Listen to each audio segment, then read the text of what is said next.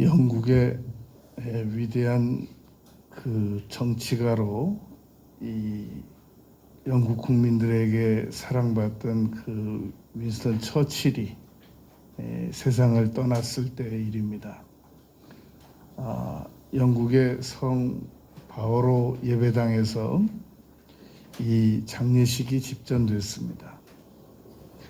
그런데 그때 이 나팔이 2번이 울렸다고 합니다. 그런데 그 나팔의 의미가 기사화된 적이 있었습니다. 첫 번째 나팔은 그 처칠이 이 평안히 잠드시기 바랍니다 라고 하는 취침 나팔을 의미했습니다. 2번째 나팔이 중요합니다. 다시 부활하십시오 하는 기상 나팔이었다는 겁니다. 그러니까 성경을 믿고 하나님을 믿는 나라의 그 문화권에서 있을 수 있는 장례식이 되겠습니다. 이 신약 성경에는 예수님께서 죽은 사람을 살린 사례가 3번이 기록되어 있습니다.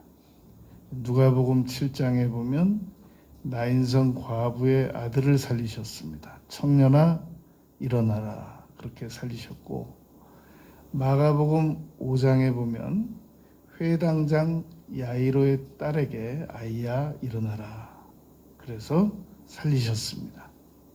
그리고 오늘 요한복음 11장에서 나사로를 살리신 사건까지 3번의 표적 사건이 있었습니다. 그런데 이 사건의 특징은 부활은 아닙니다. 부활은 만약에 나사로가 부활했으면 지금까지 그냥 있어야 되죠. 근데 죽었다가 다시 살아났고 또 다시 죽었습니다. 그러니까 한시적으로 그 영혼을 다시 부르셨다는 말입니다. 이것은 마태복음 11장에서 이 누가복음 7장에서 예수님께서 말씀하신 대로 그 세례 요한에게 말씀하신 바가 있습니다. 메시아가 다시 오면 수많은 병자를 고치겠지만 특별히 죽은 자를 다시 살리는 일도 있다 라고 말씀하신 그 예표적 사건이란 말입니다.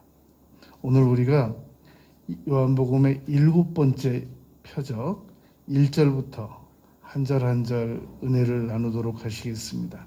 이 한 절 한 절 성경 구절을 이렇게 풀어내는 설명하는 그런 설교 방식일 때는 성경을 계속 참고하면서 봐야 됩니다. 그냥 이렇게 귀로 들으면 내용을 놓치기가 쉽습니다. 우리가 수학 공부를 굳이 머리로 안 하고 눈으로 안 하고 써가면서 하는 이유는 이게 잘못됐을 때는 다시 역순으로 돌아가서 조사를 해봐야 되는데 이게 머리로만 수학 공부를 하면 찾을 길이 없단 말입니다.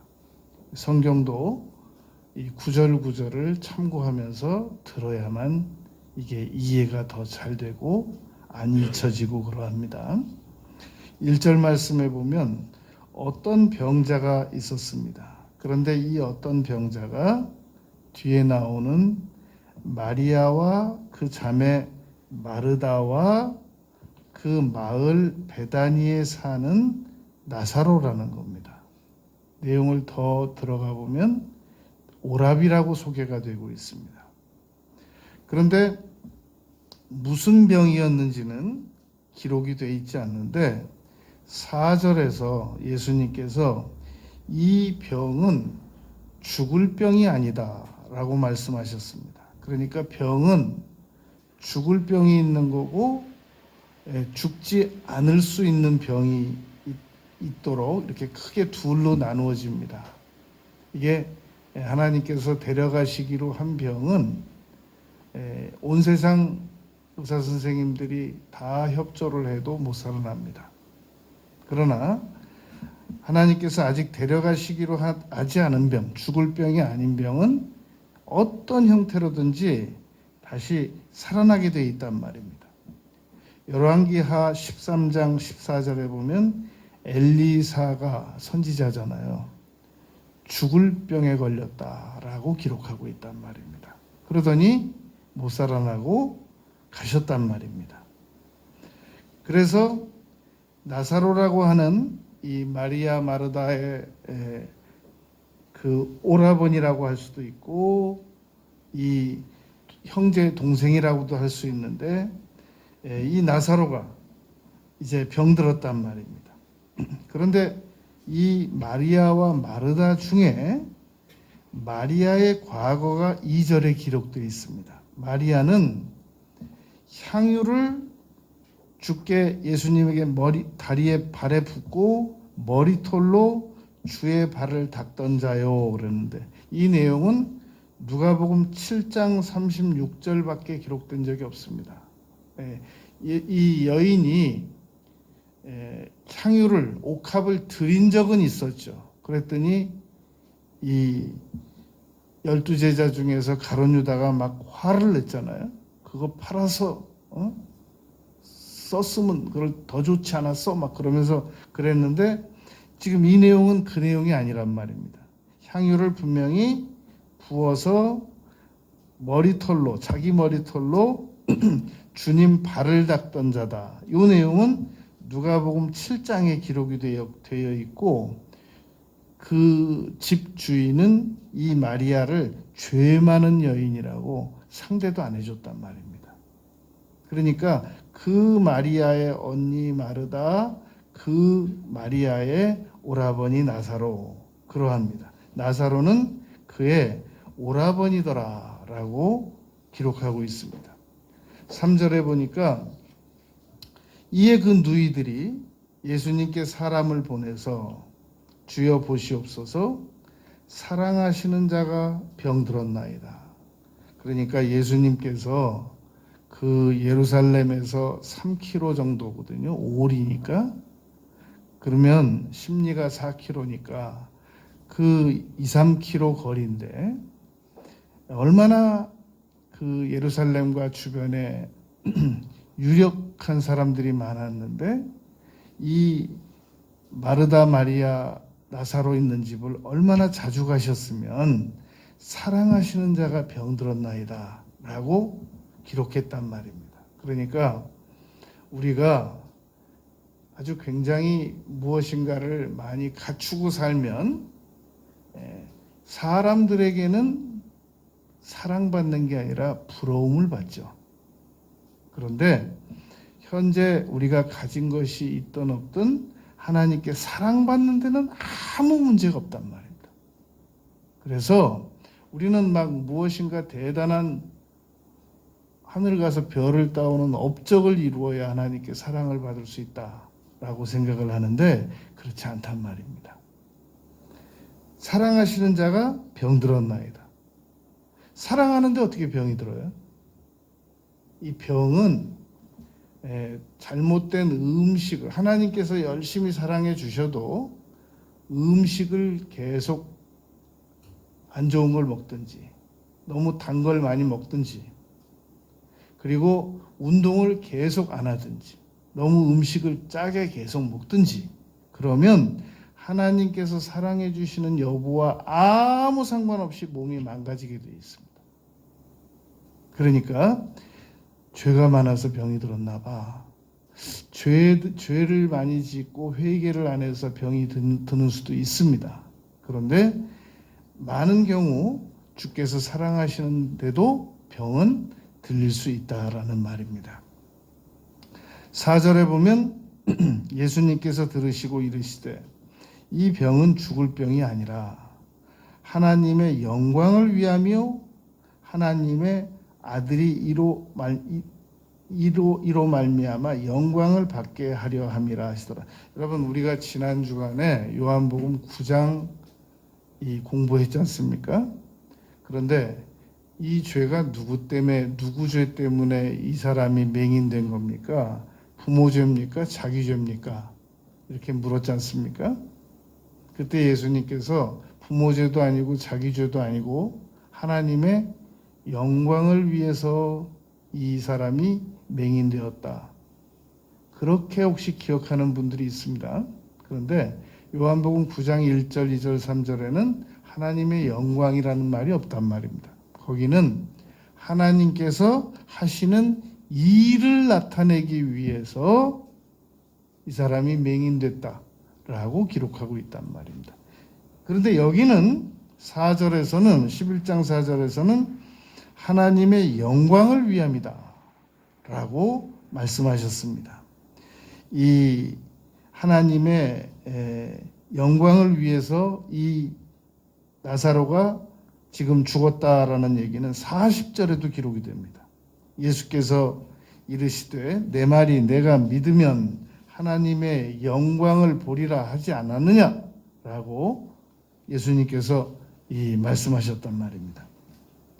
5절에 보니까 예수님께서 본래 마르다와 그 동생 나사로를 사랑하시더니, 그러니까 마리아는 이 기름까지 예수님 발에 붓고 자기 머리털로 씻기던 딸이니까 당연히 사랑하죠. 그런데 마르다도 사랑하고 나사로도 사랑했다. 주 예수를 믿으라 그리하면 너와 내 집이 구원을 얻는다 그러지 않습니까? 그러니까 우리 온 집을 다 잘 믿게 하고 막 하나님께 사랑받게 하려고 하는 노력도 참 가상한데 우선 나 한 사람부터 잘하면 하나님께서 나머지 사람들도 불쌍히 여겨주시고 사랑해 주시고 그런단 말입니다. 그래서 우리가 사랑하는 것과 고난받는 것에 대한 그 상관관계를 늘 연관시키는 경우가 있습니다. 그런데 히브리서 12장 6절에서는 주께서 사랑하시는 자를 징계한다고 그러잖아요. 그러니까 우리는 고난이 오면 하나님 사랑도 다 끝났나 봐 나하고 이렇게 생각을 하는데 잘못된 해석입니다. 6절에 보면 나사로가 병들었다 함을 들으시고 그 계시던 곳에서 어디 계셨는지는 기록되어 있지 않지만 기별받으신 곳에서 이틀을 더 유하셨다라는 겁니다. 이틀을 더 유하시고 오는데 걸린 시간 때문에 그 안에 나사로는 죽었고 장례식이 끝났단 말입니다. 그러니까 예수님께서는 나사로가 정확하게 무덤 안에 들어가서 돌문이 갇혀지는 것까지 다 계산하시고 그러시고 움직이셨던 겁니다. 이틀을 더 유하셨다라는 말은 이제 15절에 가보면 내가 거기 있지 아니한 것을 너희를 위하여 기뻐한다라고 하면서 예수님께서 그렇게 하신 목적은 너희로 믿게 하려 함이라. 그러니까 믿음을 더 좋아지게 하려 함이라 라는 말입니다. 그러나 그에게로 가자 하시면서 15절에 보시면은 움직이십니다. 그러니까 너희로 믿게 하려 함이라. 우리 이 자녀들을 키우는 엄마들은 거의 모든 관심이 우리 자녀들의 성적이 좋게 나오려 함이라 라는 쪽으로 이 초점이 맞춰져 있습니다. 모든 관심이 우리 아이들의 성적을 좋게 하려 함이라는 쪽으로 맞춰 있단 말입니다. 그 부분도 신경을 쓰고 아이들의 믿음이 좋아지게 하려 함이라는 쪽으로도 관심을 균등하게 쏟길 바랍니다. 이 21절에도 보면은 11장 21절에도 보면은 마르다가 예수님께 주께서 여기 계셨더라면 내 오라비가 죽지 아니하였겠나이다 라고 원망 반 절반 섭섭한 반 말하거든요. 그 말은 무슨 뜻이냐면은 주님께서 원하시기만 하셨다면 내 오라비는 얼마든지 안 죽을 수 있었습니다. 라는 말과 같습니다. 32절에서 마리아도 똑같은 말을 합니다. 내 오라비가 죽지 아니하였더라면, 내 오라비가 여기 주님께서 여기 계셨더라면 내 오라비가 죽지 아니하였을 것입니다. 그러니까 마르다하고 마리아하고 같이 얘기를 맞춘 거예요. 대화 중에. 선생님이 여기 계셨더라면 안 죽었지. 맞지 언니? 그렇지. 그렇게 얘기가 이루어진 거란 말입니다. 그런데 7절에 보니까 그 후에 제자들에게 이르시되 유대로 다시 가자라고 말한단 말입니다. 이 전장에 보면은 예수님께서 계속 핍박을 받으시면서 다니셨어요. 맹인을 살려낸 일 때문에 핍박받으시고 38회 동안 그 병자를 또 안식일 날 치료했다고 그래가지고 또 핍박받으시고, 그러니까 다시 유대로 가자라고 말씀하실 때 제자들에게는 이것이 즐거운 명령은 아니었습니다. 제자들도 함께 핍박을 받았기 때문에 무서웠단 말입니다. 그랬더니 8절에서 제자들이 말하되 라삐여, 방금도 유대인들이 돌로 치려하였는데 또 그리로 가시려 하나이까? 그러니까 예수님께서 다니시는 길에 사도 바울이 선교하러 다닐 때 계속 한 번은 저 비두니아 쪽으로 넘어가다가는 돌로 맞아가지고 성 밖으로 끌려 나갔잖아요. 그러니까 예수님께서도 그러하셨단 말입니다. 그래서 이 유대인들은 그러면 왜 그렇게 이 죽은 나사로가 살아나는 걸 보면서도 예수님을 못 믿고 예수님께 굴복하지 않았는가? 여러분 잘 들어야 됩니다. 신앙은 죽은 자가 살아나는 걸 본다고 생기는 게 아니에요. 신앙은 성령으로 말미암아만 강해집니다. 성령이 아니고는 예수를 주라고 시인할 수 없다라고 고린도전서 12장 3절에서 말씀했지 않습니까? 그러니까 언제든지 내가 신앙이 지금보다 더 깊어지고 싶으면 기적을 봤으면 좋겠다라는 쪽에서 관심을 거두어서 성령님께 더 가까이 나아가면, 하나님을 가까이 하라 야고보서 4장 8절 7절, 성령님을 가까이 하면 내가 믿음이 더 좋아지게 된단 말입니다. 그래서 이때 나사로가 살아난 일을, 나사로를 살리는 일을 예수님께서 하시고 얼마 안 가서 대제사장과 제사장 무리에게 붙잡혀서 처형당하십니다. 그러니까 사람은 하늘의 밀이 땅에 떨어져 많은 열매를 맺게 하시기 위한 계산법이 하나님과 예수님에게는 있으셨지만 그걸 다시 사람으로 바꾸면 저 강팍한 사람이 좀 하나님께서 기적만 좀 많이 베풀어 주시면 믿음이 좋아질 텐데, 예수님이 믿어질 텐데 그런 일은 기대하지 않는 게 좋단 말입니다. 그럼 자 이것도 한번 일으켜줘 보시죠. 그래서 그 이적이 일어나. 자 이것도 한번 해줘 보시죠. 안 되네. 그러고 하나님을 오히려 시험하지 믿음이 좋아지지 않는단 말입니다. 믿음이 좋아지는 것은 두 가지입니다. 로마서 10장 17절 믿음은 들음에서 난다. 하나님께서 역사하시는 내용을 많이 들을 때 믿음이 생기는 거고, 성령이 아니고는 믿음이 안 생긴단 말입니다. 그래서 언제든지 믿음을 더 강하게 가지고 싶거든 성경을 부지런히 읽고 하나님의 말씀을 부지런히 많이 듣고 그러해 버릇해야 됩니다. 이 11장 9절에 보면은 예수님께서 대답하시되 낮이 12시간이 아니냐. 이제 또 핍박받는다고 제자들이 걱정하니까 사람이 낮에 다니면 이 세상의 빛을 봄으로 실족하지 아니한다. 이건 요한복음 9장 4절에서도 했던 말씀이에요. 때가 아직 나심에 나를 보내신 이의 일을 우리가 하여야 하리니 밤이 오리니 그때는 아무 일도 할 수 없느니라 그랬단 말입니다. 여기서 말하는 낮은 하나님께서 나의 인생에 허락하신 시간을 의미합니다.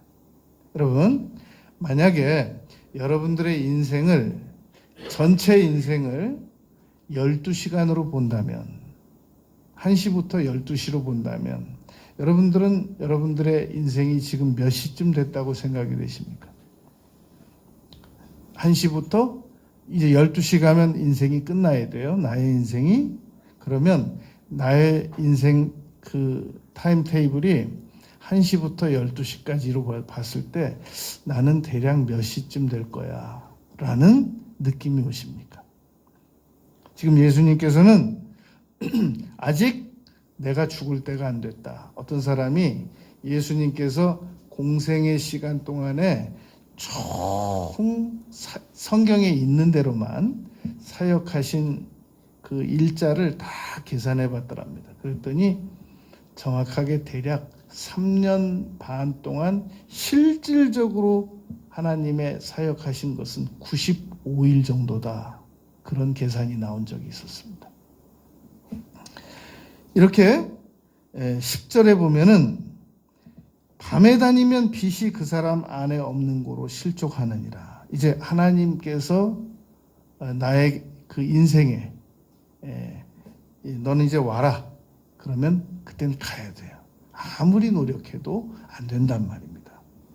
하나님의 뜻의 범위 내에서 무슨 일을 해야지 하나님의 뜻과 상관없이 아무리 내가 막 나의 인생을 한번 잘 살아보려고 해도 그게 안 된단 말입니다. 그러니까 신앙이 좋아진다는 것은 하나님께 여쭤보는 게 더 많아지고 신앙이 좋아지면 하나님께 여쭤보는 게 더 많아집니다. 신앙이 안 좋을 때는 자기 마음대로 해요.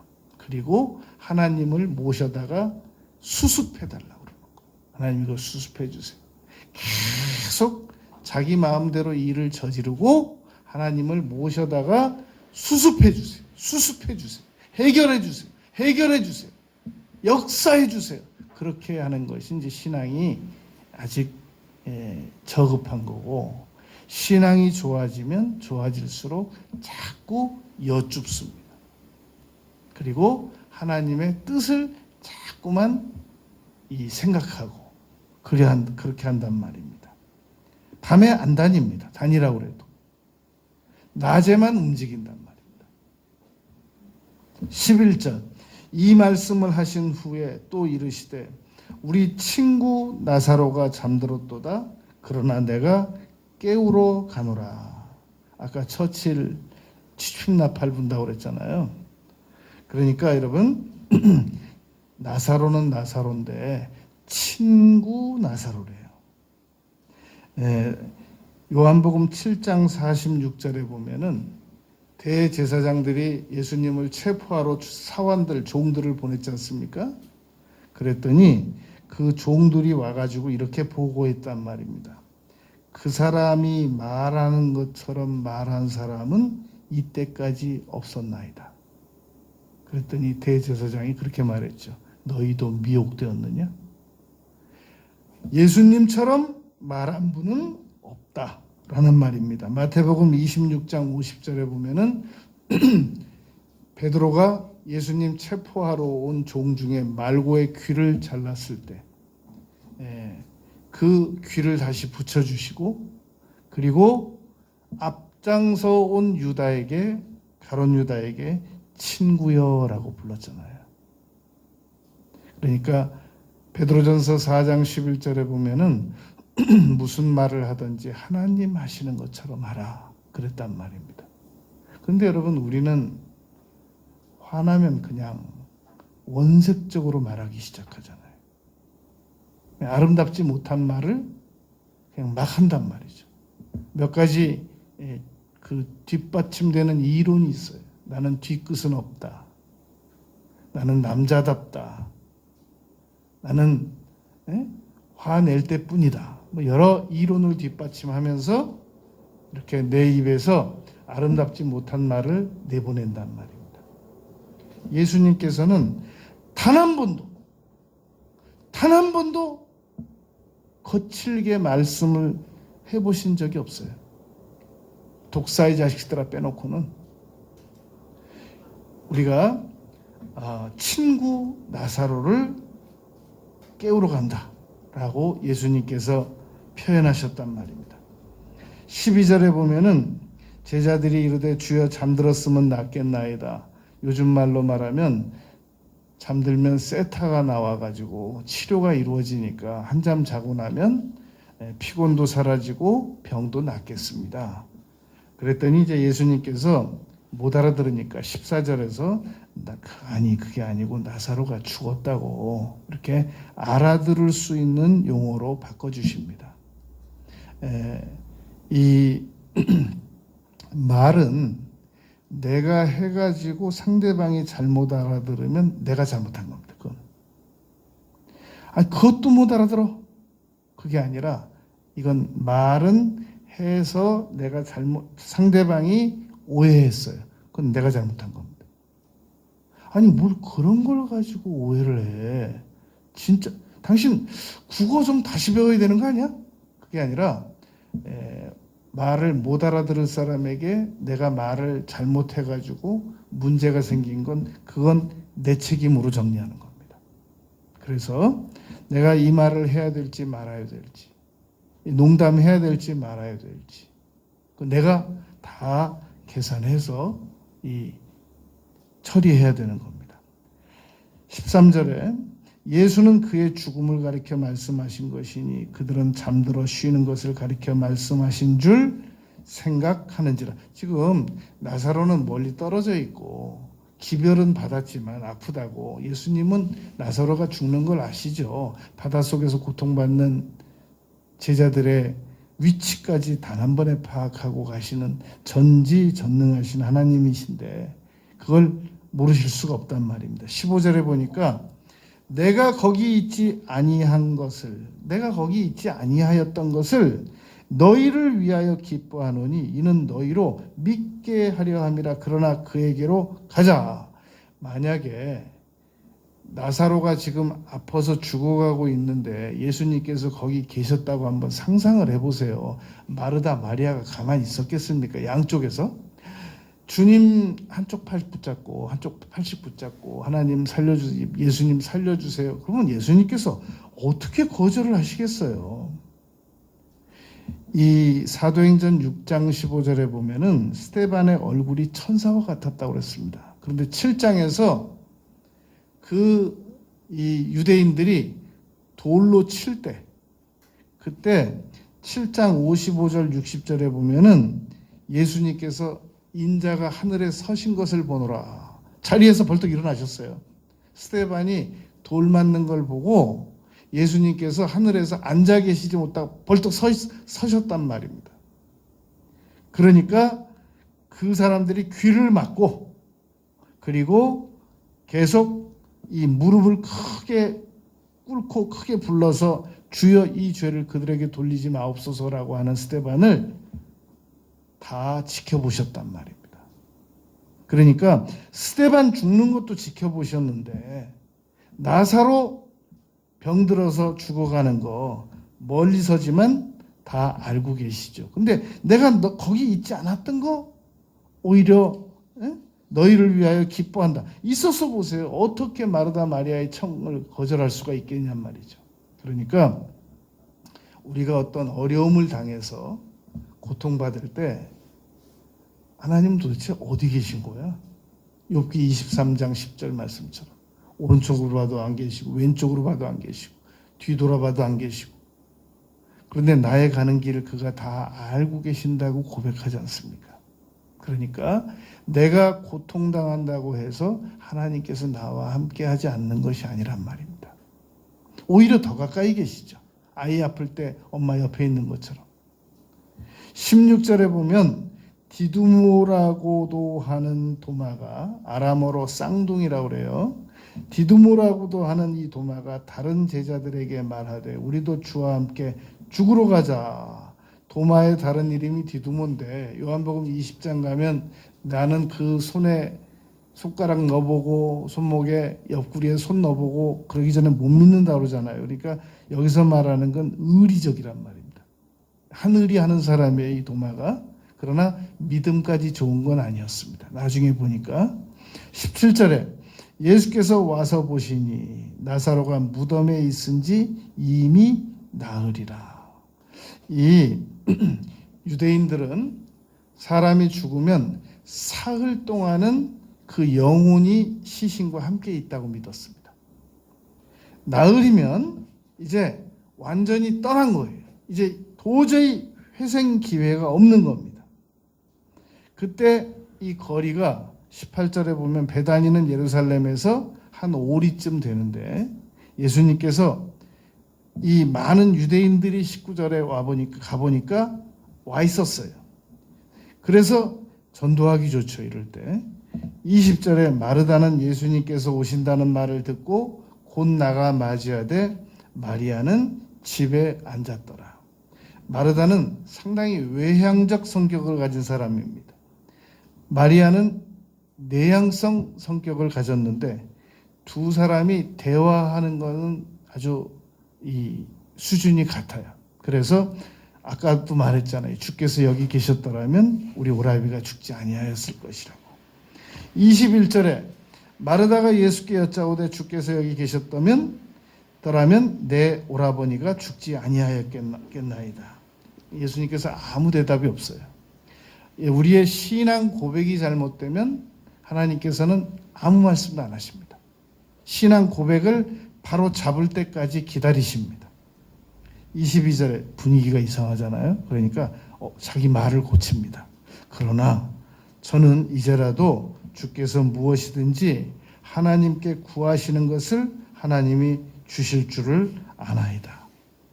그랬더니 예수님께서 23절에서 내 오라비 다시 산다 라고 말했단 말입니다.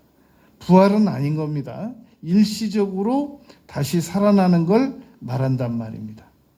그랬더니 마르다가 24절에서 네, 마지막 날 부활 때야 뭐 누가 못 살겠습니까? 다 살겠죠. 근데 우리 오라비는 중요한 사실은 우리 오라비는 죽었다는 얘기입니다. 지금 그렇게 대답했단 말입니다. 그랬더니 예수님께서 다시 추가적으로 25절에서 말씀하십니다. 나는 부활이고 생명이고 나를 믿으면 죽어도 다시 산다고 그런 말이야 라고 말한단 말입니다. 그러면서 26절에서 살아서 나를 믿으면 영원히 죽지 않는데 중요한 말입니다. 네가 믿냐? 라고 물으셨단 말입니다. 너가 지금 믿냐? 너가 지금 믿음이 얼만큼 있냐? 너의 믿음이 어느 만큼 있는 거니? 너 지금 내가 말하는 거 이해되고 있는 거니?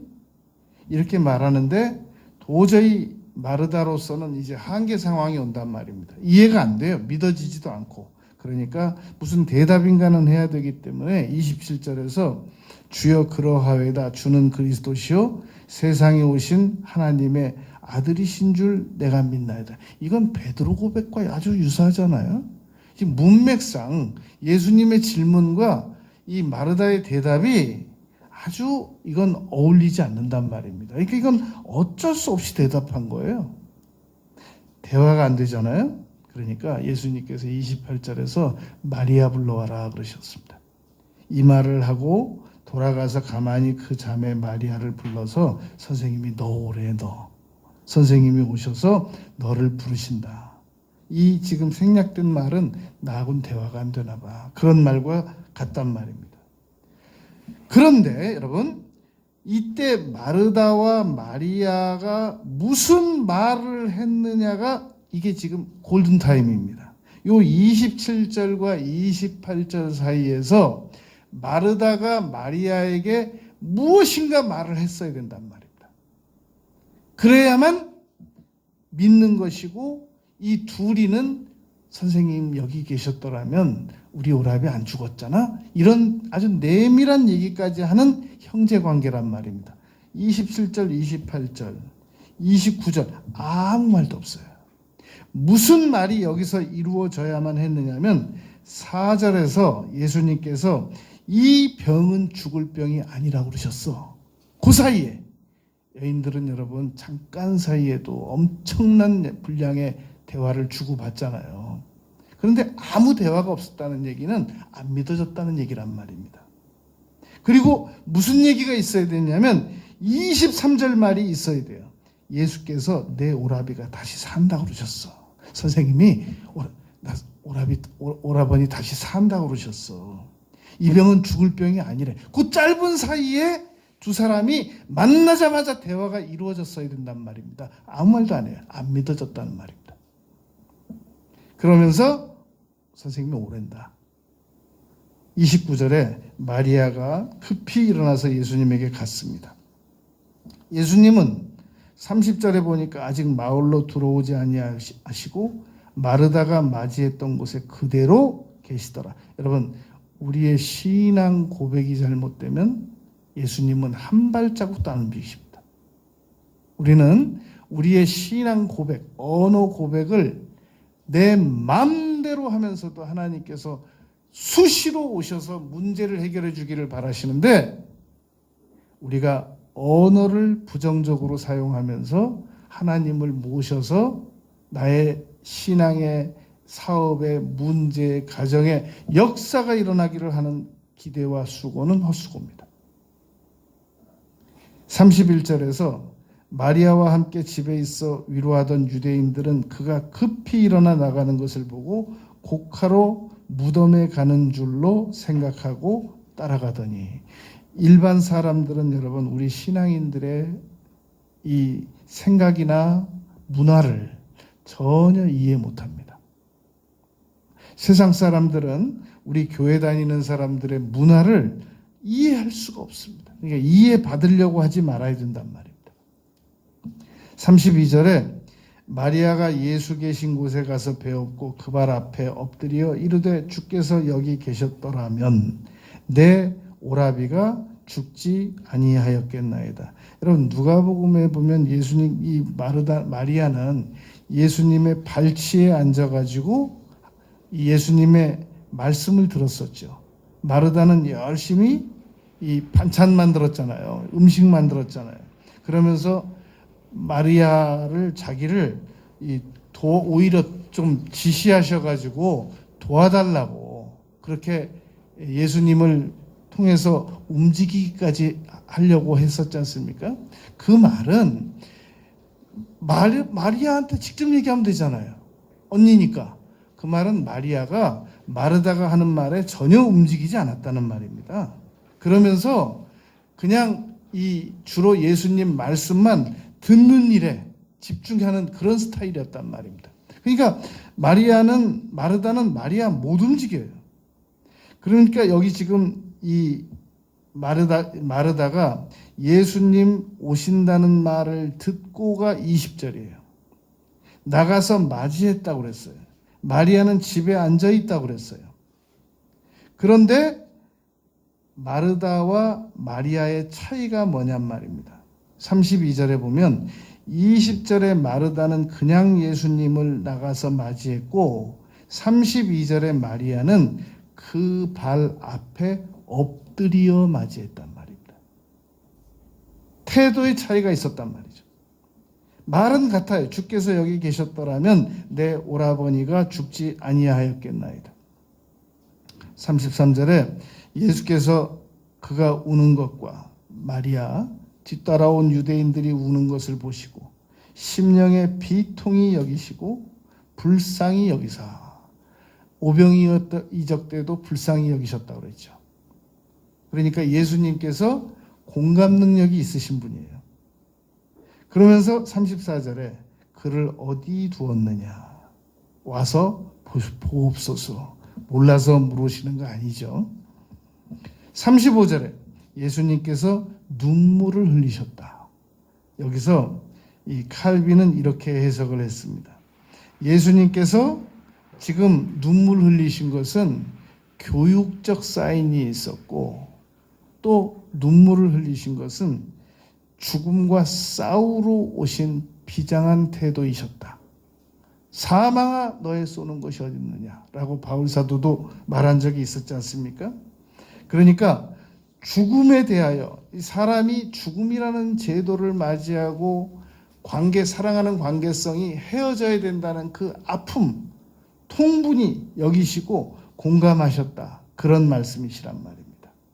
이 히브리서 2장 9절에서 예수님은 죽음을 맛보셨다. 그러지 않습니까? 그리고 히브리서 2장 14절에 보면은 죽음의 세력을 잡은 자 곧 마귀를 멸하셨다. 라고 기록하고 있단 말입니다.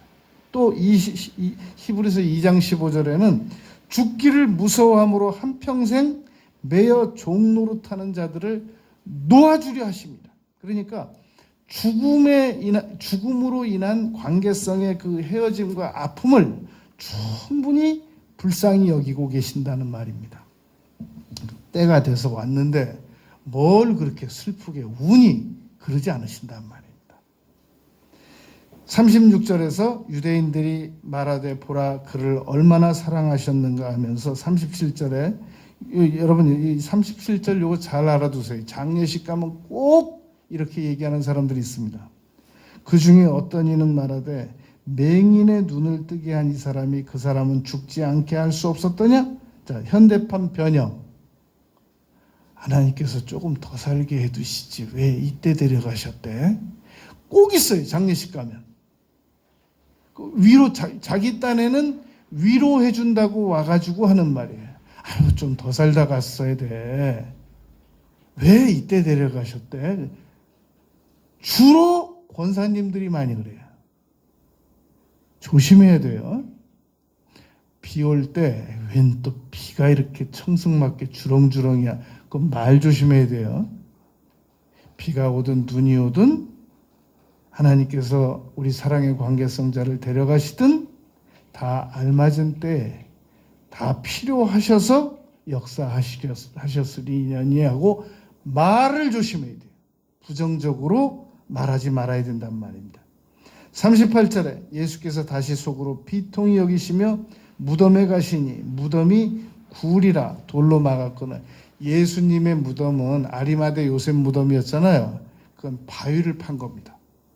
그런데 이렇게 서민들이 죽었을 때는 그런 고급 바위 무덤이 없었어요. 그렇기 때문에 보통 이렇게 짐승들이 못 들어가게 돌로 막아지고 열면 이렇게 흙굴로 돼 있단 말입니다. 그래서 예수님께서 돌을 옮겨 놓으라라고 말씀하시고 이 39절에서 돌 옮겨 놓으라고 그러니까 죽은 자의 누이 마르다가 또 주여 죽은 지가 나흘입니다. 벌써 냄새가 다 납니다. 시신에서. 왜 그러십니까? 라고 이제 예수님께 만류하듯이 말했단 말입니다. 40절에 예수님께서 네가 내 말을 믿으면 하나님의 영광을 보리라 하지 않지 않았느냐? 라고 말씀하셨습니다. 여러분, 우리 말은 이 정보 전달에 그칩니다. 어디에 뭐가 있다, 뭐 부탁한다, 이런 정보 전달입니다. 그런데 하나님의 말은 입에서 나오면 그게 사물로 나타나요. 빛이 있으라 하시매. 그래서 요한복음 2장 표적에서 물을 떠다 줘라 하니까 이게 포도주로 변했잖아요. 4장에서 76kg 가라 내 아들이 낳았느니라 그러니까 오후 1시에 낳아버렸잖아요. 38해 동안 못 움직이는 사람에게 내 짐을 가지고 일어나라 그러니까 일어나졌잖아요. 그리고 요한복음 6장에서 갈 것 없다 너희가 먹을 것을 주라 그랬더니 5,000명 4, 5, 20, 3, 5, 15 10,000명이 넘는 사람들에게 먹을 것이 먹여 주었단 말입니다. 요한복음 6장 11절부터 21절까지 보면 바다 위를 걸으셨을 때 베드로에게 오라 했더니 걸어졌잖아요. 그리고 9장에서 가서 씻으라 그래서 씻었더니 눈이 떠졌잖아요. 오늘 끝으로 7번째 이적 나사로야 나오노라 하니까 나온단 말입니다. 그래서 예수님께서 분명히 내가 믿으면 하나님의 영광을 볼 수 있게 된다.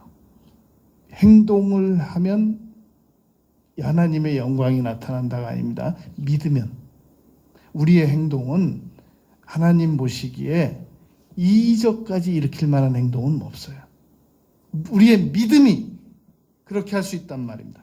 41절에 돌을 옮겨 놓으니 예수께서 눈을 들어 우러러보시고 이르시되 아버지여 내 말을 들으신 것을 감사하나이다. 여러분 41절부터 지금 잘 들으면 예수님의 기도 방법 10가지, 예수님께 기도 응답받는 방법 10가지를 우리가 추려낼 수가 있습니다. 첫 번째 예수님의 기도 방법, 아버지라고 불렀다는 겁니다. 아버지여, 41절에서. 그리고 두 번째, 감사합니다. 내 말을 들으신 것을 감사하나이다. 세 번째, 돌을 옮겨 놓으라. 사람이 할 일은 사람이 하라는 겁니다.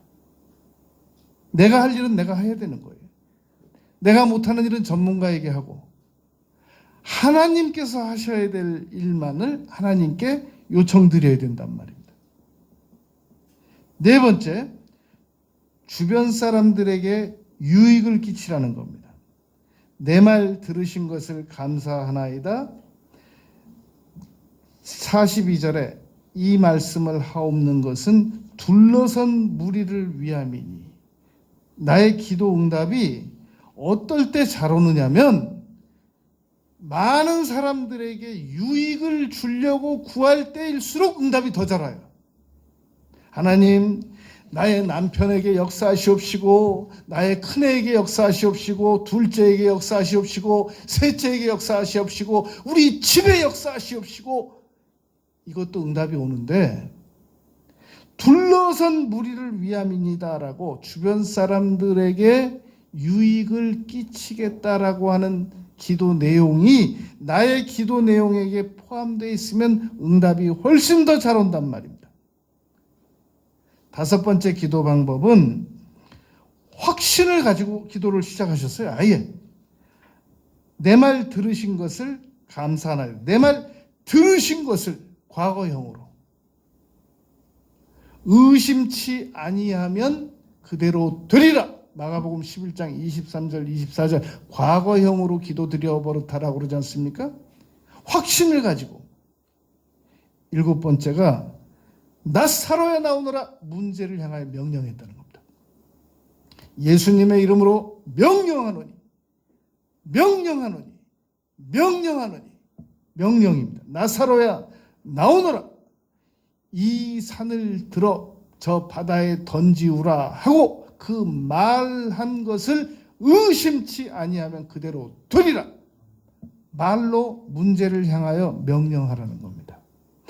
이게 설교들 들을 땐 믿어지는데 꼭 설교만 끝나면 내가 명령한다고 이게 뭐가 이루어지겠나. 그래서 지금 여러분들이 명령하다가 포기한 게 아마 수백 건일 거예요. 다시 명령을 시작하시기 바랍니다.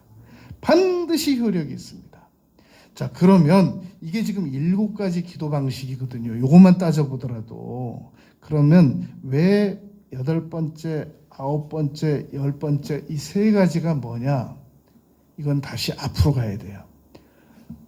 주께서 사랑하시는 자가 병들었나이다 라고 아뢰었는데 이틀 더 유하셨다고 그랬잖아요. 거절이 아니라는 겁니다. 예수님이 다시 오셨을 때 주께서 여기 계셨더라면 내 오라비가 죽지 아니하였겠나이다. 그런 거 아무 필요 없다는 얘기예요. 그런 기도. 그리고 마지막 날에는 살겠지요. 라고 예수님 말씀하신 것을 전혀 못 받아들이는 거. 그거 3가지 빼버리면 7가지예요. 그거 3가지 넣으면 10가지입니다. 얼마든지 기도 응답 받을 수 있다는 겁니다. 42절에 항상 내 말을 들으시는 줄 내가 알았나이다. 확신. 그러나 이 말씀을 하옵는 것은 둘러선 무리를 위함이니 곧 아버지께서 나를 보내신 것을 그들로 믿게 하려 함이니라. 여러분, 하나님께서 왜 우리에게 기도 응답을 자세히 여러 번 계속 지속적으로 해주실 수밖에 없느냐면 말입니다. 주변 사람들에게 둘러선 무리를 믿게도 하면서 이들에게 유익을 끼치기 위함이란 말입니다. 그러니까 우리는 기도 응답을 받을 수밖에 없는 아주 좋은 조건에 놓여져 있단 말입니다. 그런데 우리가 이걸 못 받아 누리는 것은 우리의 소극적인 태도 때문인 겁니다. 하나님께 문제가 있어서 그런 게 아니란 말입니다. 기도는 기도로 나의 남은 인생을 바꿀 수 있다. 43절에 이 말씀을 하시고 큰 소리로 나사로야 나오너라 라고 부르시니, 이 44절에 보면은 죽은 나사로가 수족을 배로 동인채로 나왔다 그러지 않습니까? 이 43절에 대한 해석을 그 유명한 아우구스티누스가 해석을 해놓은 바가 있습니다.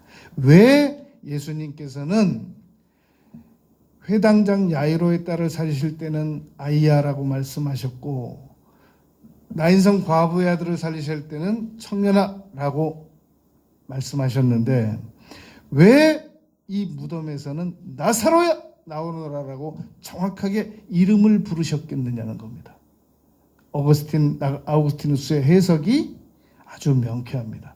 나사로야 나오너라라고, 거기가 무덤가기 때문에 나사로야 나오너라라고 안 부르고 그냥 나와라 그러면 그 무덤 사람들 다 나와버린다는 거예요. 그냥. 이게 어거스틴의 해석입니다. 그 천재적인 신학자예요.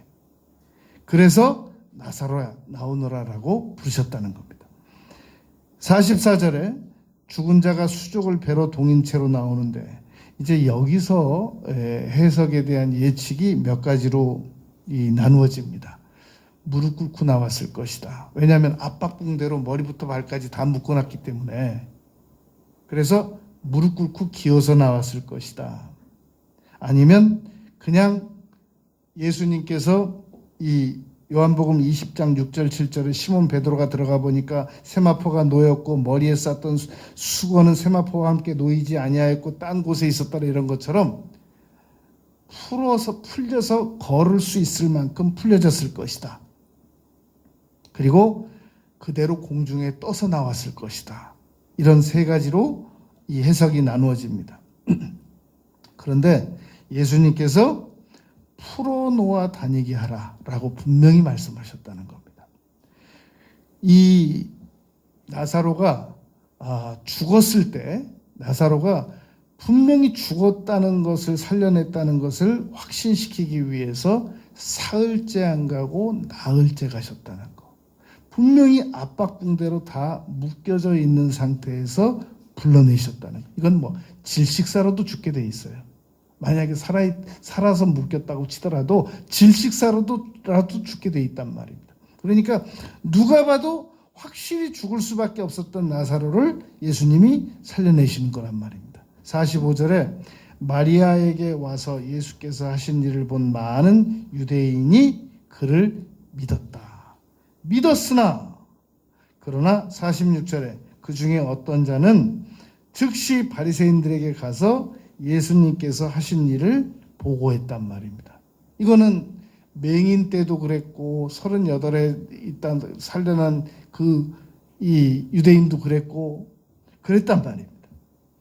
여러분, 이 신약 성경에는 이 나사로와 동명이인이 또 있죠. 누가복음 16장에 거지 나사로. 나사로입니다. 그런데 그때 거지 나사로가 죽어가지고 갔을 때 그 부자가 이 죽어서 천사에게 말했단 말입니다. 저를 이 죽었다가 다시 살려 보내주시면 내가 우리 형제들에게 절대 여기는 올 때가 못 된다고 얘기를 하겠습니다. 그랬더니 그때 아브라함이 그렇게 얘기한단 말입니다. 얘야, 모세와 선지자들이 한 말을 듣고 얼마든지 여기 오지 않을 수 있어. 그랬더니 그 부자가 그렇게 말했단 말입니다. 그거 갖고 안 됩니다. 절대로 내가 죽었다가 다시 가서 얘기를 해야만 우리 형제들이 여기 안 올 수 있지, 모세와 선지자 구약 성경 가지고는 안 됩니다. 그랬더니 아브라함이 그렇게 말한단 말입니다. 모세와 선지서를 읽고 말을 안 들으면, 그 말로 듣고 안 믿어지면 죽은 자가 다시 가서 얘기해도 안 된다 라고 말했단 말입니다.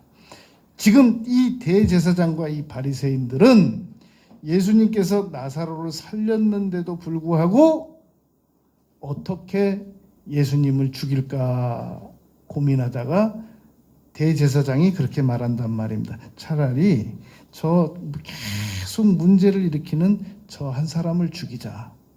그래서 우리 민족이 평안을 얻자. 그렇게 말했단 말입니다. 핵심은 그걸 이야기하려고 하는 게 아니라 핵심은 성령이 아니고는 예수님은 안 믿어지게 되어 있습니다. 그러므로 우리가 지금보다 더 믿음이 강해지기 위해서는 계속해서 성령님의 도우심을 받고 하나님의 말씀을 부지런히 묵상하자는 말입니다.